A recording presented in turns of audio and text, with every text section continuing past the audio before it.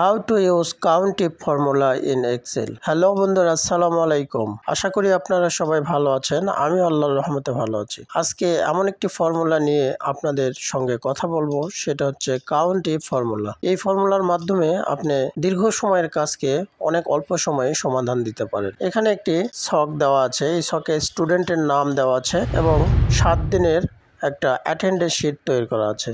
সেখানে পিতে প্রেজেন্ট বোঝানো হয়েছে এবং এতে অ্যাবসেন্ট বোঝানো হয়েছে।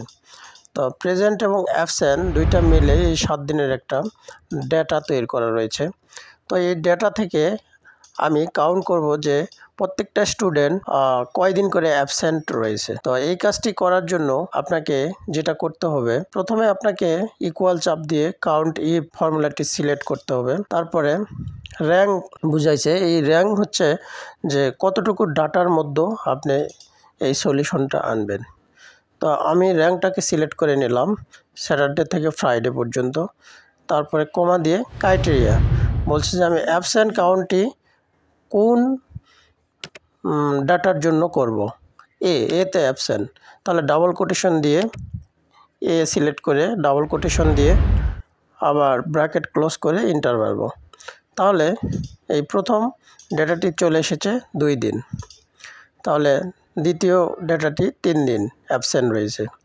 তো এভাবে প্রত্যেকটা স্টুডেন্টের আমি অ্যাবসেন্ট কাউন্ট করতে পারি। যদি আমি